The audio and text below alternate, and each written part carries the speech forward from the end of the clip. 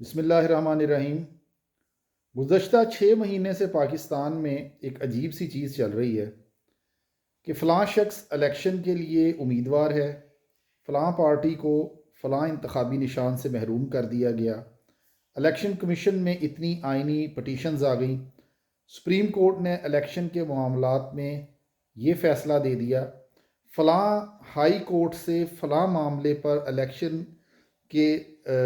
دوران ہونے والی بے ضابطگیوں پر یہ سٹیٹمنٹ آ گئی، کسی حلقے میں امیدواروں کی سیٹ ایڈجسٹمنٹ کی بات ہو رہی ہے، کسی جگہ پر پارٹیز اپنے کینڈیڈیٹس کی اناؤنسمنٹ کر رہی ہیں، کہیں پہ انتخابی نشان پر بحث ہو رہی ہے اور کہیں پہ آزاد امیدواروں پر۔ تمام چیزیں ملکی نظام کا حصہ ہیں، بہت ضروری ہیں،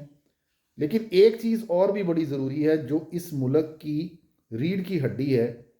وہ ہے اس ملک کی معیشت اور اس کی معاشی صورتحال۔ جناب علی، گزشتہ 6 مہینے میں ریاست پاکستان میں اسٹیٹ بینک آف پاکستان یعنی بینک دولت پاکستان جو آپ ہر کرنسی نوٹ پر لکھا دیکھتے اور پڑھتے ہیں، اس کی ایک رپورٹ آئی ہے کہ حکومت پاکستان نے گزشتہ 6 ماہ میں یعنی 1 جولائی 2023 سے 31 دسمبر 2023 تک مختلف بینکوں سے 4.2 ٹریلین پاکستانی روپیز قرض لیا ہے۔ میں ذرا وضاحت کرتا چلوں کہ 1 ٹریلین میں 1000 ارب ہوتا ہے، یعنی حکومت پاکستان نے 4200 ارب روپے کا قرضہ اپنے ملک کے بینکوں سے حاصل کیا ہے۔ کیا کوئی ذی شعور انسان یہ بتا سکتا ہے کہ یہ قرض کی رقم جو حاصل کی گئی ہے یہ گئی کہاں ہے؟ اس کا کیا کیا ہے؟ کون سے میگا پروجیکٹس ہیں جو پاکستان میں لگ گئے ہیں؟ ہم الیکشن اور الیکشن سے پہلے اور بعد کی صورتحال پر بحث و مباحثے کرتے رہ گئے، ہمارے ٹاک شوز اور اخبارات الیکشن سے بھرے رہ گئے اور ہمارے معاشی نظام کا کباڑہ ہوتا جا رہا ہے۔ یہ جو میں بات آپ کو کر رہا ہوں، یہ اسٹیٹ بینک آف پاکستان کی نمائندے نے جو خود سے فگرز دیے ہیں اور 12 جنوری 2024 کے ڈان اخبار میں پرنٹ ہوئے ہیں، یہ میں اس کے حوالے سے آپ سے بات کر رہا ہوں۔ اب اس سے 2 یوم قبل 10 جنوری 2024 کو حکومت پاکستان نے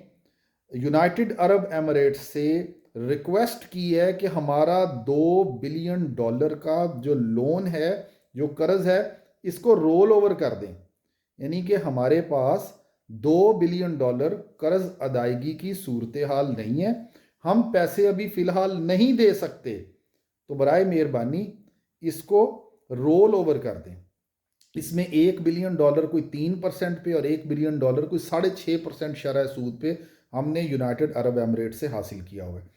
بیرونی قرضہ جات کو ہم رول اوور کروا رہے ہیں اور ریکارڈ بورنگ یعنی ریکارڈ قرضے ہماری حکومت اپنے ہی بینکوں سے اندرون ملک لے رہی ہے۔ اس ملک، اس ریاست پر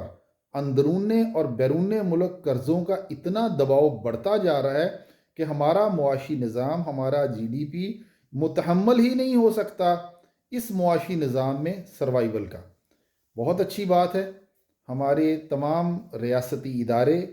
ہمارے اعلیٰ طبقہ، ہمارا جو حکومت میں، نگران حکومت میں یا منتخب حکومت میں بیٹھا ہے،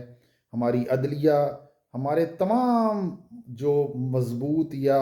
آپ یہ کہہ لیں کہ حکمران ادارے ہیں، وہ سبھی انہی چیزوں میں لگے رہیں، لیکن یاد رکھیے پاکستان معاشی نظام اور معیشت کی مضبوطی کے بغیر نہیں چل سکتا، چاہے پھر ہمارے پاس ایٹم بم ہو، ہائیڈروجن بم ہو یا جو بھی بم ہو۔ اللہ حافظ۔